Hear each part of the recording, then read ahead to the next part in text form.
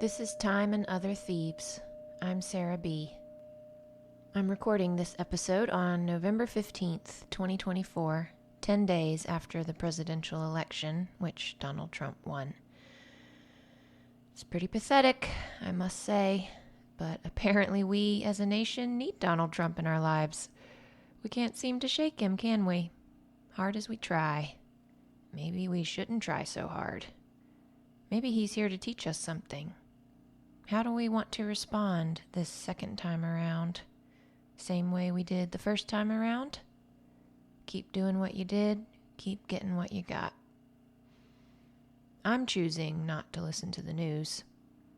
For years now, I've listened to NPR's All Things Considered while making dinner, but not since the election. The news is killing me, and I think it's actually trying to. It's essentially the same conversation on repeat all the time. What's really awful about the world right now, and how's it going to get worse? I'm listening to an Alan Watts podcast instead, called Being in the Way. Everything he says applies to all of life, and I find his wisdom deeply comforting and fortifying. The news, on the other hand, just leaves me filled with fear and despair, and we have enough of that in the world. I don't want to contribute anymore. If I fear Donald Trump, I give him all the power. If I hate him, I'm just like him. In Buddhism, there's the concept of the four benefactors, and they are the Buddha, the head of state, one's parents, and all people. It's recommended that one put a picture of their country's leader on their worship altar, even if one doesn't like said leader. I cringe at the thought of putting a picture of Donald Trump on my altar or on the wall behind it, alongside framed photos of Joni Mitchell, Henry David Thoreau, Ram Dass, Jack Kerouac, and Edward S.B. Brown. And that very cringing is why I should add Trump's visage to the gallery, according to some schools of thought. Every time I look at his picture, I can notice my cringing and really look at myself, my own aversion.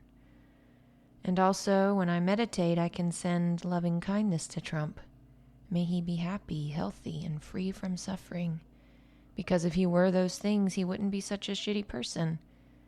And I do genuinely want him to be a better person. But maybe I can still pray for him in that way without having to look at his stupid face every day. The thing I love about Buddhism is its insistence that we take responsibility for our own experience. If we blame it, anxiety for instance, on external factors, we're more likely to spread it around externally, and it's quite contagious. I've certainly seen a lot of people spreading their anxiety on social media. I think it's fine to talk about your anxiety with loved ones and mental health professionals, but social media, not so much. Until we can see that we create our own anxiety, we'll never be truly free. There will always be some new external factor to perpetuate it. Paul Tillich talks about anxiety in The Courage to Be, which I've been reading over breakfast for the past couple of weeks. He differentiates it from fear, which he says has a specific object, while anxiety is more nebulous. Fear leads to protective behaviors and therefore has a function. It helps us stay alive in every sense of the word. Anxiety, however, has no real object, and it leads to self-negating, deadening behaviors. No absolute and no final security is possible, Tillich writes. Life demands again and again the courage to surrender some or even all security for the sake of full self-affirmation. It takes courage to keep living in this objectively unsafe world. It's never going to be safe. No final security is possible. So how do we want to be knowing that? And knowing that the word courage has ancient roots in various words for heart. I'm not going to say how anybody should be. I know that everyone is never going to do the same thing, so shoulding anyone is a waste of energy. People are going to do as they will, and that is exactly how it's supposed to be on this plane. All I can do is be me. That is my number one task every minute of every day.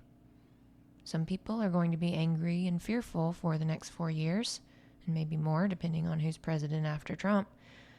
And maybe that's exactly as it should be. I myself am going to try being philosophical because that's what allows me to face the new day and function. This is why I've been appreciating Taoism so much. Live and let live seems to be the gist of those teachings.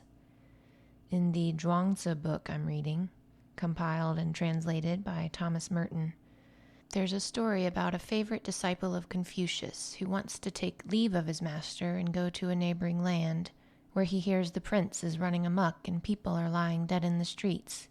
He wants to go help those people by convincing their leadership to behave differently. After some back and forth, Confucius tells his pupil that he'll never convince them and instead recommends a fasting of the heart, which I interpret as a kind of ego emptying. If you can do this, Confucius says, you will be able to go among men in their world without upsetting them. You will not enter into conflict with their ideal image of themselves. If they will listen, sing them a song. If not, keep silent. Don't try to break down their door. Don't try out new medicines on them. Just be there among them. Then you may have success. He goes on to say, look at this window. It is nothing but a hole in the wall, but because of it, the whole room is full of light. So when the faculties are empty, the heart is full of light. Being full of light, it becomes an influence by which others are secretly transformed. Lovely. I love it so much. But not everyone can be full of light in this way from a fasting of the heart, can they? The world is not, and therefore cannot be, made up of uniform parts. There are supposed to be differences between things and between people. If everyone were the same as me, we'd have no doctors or nurses or lawyers or plumbers or electricians or engineers, because I have no desire to be any of those things, nor do I possess the types of intelligence those jobs require. So it seems like a waste of energy to get riled up about people differing from us in ways we dislike. Certainly we cannot always like the ways we differ from one another. We live in a world of night and day, and summer and winter, male and female, good and evil. And the evil usually doesn't know it's evil. I'm convinced that this world will never be free of evil because evil is a characteristic of this world, just as wetness is a characteristic of water. Perhaps there are other worlds, other planes or realms in which it's always springtime, or pick your favorite season, and nothing ever dies or suffers, and goodness always prevails. And that ain't the world we're working with. Of course, this doesn't mean that people who want to actively fight evil should not do that. People should do what they're inclined to do, should put their unique intelligence and skills toward whatever appeals to them, whatever makes them feel more alive and human. There I go shooting again. For me, at this moment in time, the inclination is to study and practice group psychotherapy. I don't do it because I'm trying to make the world a better place. I tend to agree with Thoreau that that's beside the point, but I do believe it could, as a fun side effect, make the world a slightly better place. With whatever small amount of time I have in this particular body, as this particular iteration of the universal life force, I want to do what lights me up, what feels like something I'm supposed to be doing, because I never get tired of learning more about it. And in doing what lights me up, I'm more likely to spread light instead of darkness. And that is what I want to spread. If others want to spread darkness, so be it. Maybe whatever president we have after Trump will be what Chuang Tzu calls a true man in his poem of the same name, whether male or female or both or neither. Maybe that person will, quote, take life as it comes gladly, take death as it comes without care, and go away yonder. They'll have no mind to fight Tao. They will not try by their own contriving to help Tao along. Minds free, thoughts gone, brows clear, faces serene. All that comes out of them comes quiet, like the four seasons. It could happen.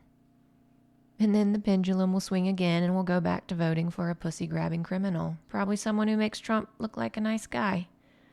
Trump could be the prelude to a saga of ever-worsening, it's never as bad as it could be scenarios, each one making us long for the relatively easy sufferings of the past.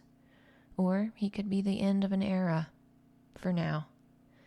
Whatever the case may be, I can continue being a true man, breathing through my heels, as Chuang Tzu says. Easy come, easy go. I'm Sarah B., and I thank you for listening to this brief episode of Time and Other Thieves. I hope you'll stop and rest once in a while in your original nature, and that you will, to quote Thomas Merton's beloved Taoist sage one last time, sit like a corpse with the dragon power alive all around you. May you be so busy watching things grow and ripen that you have no time to govern any of it.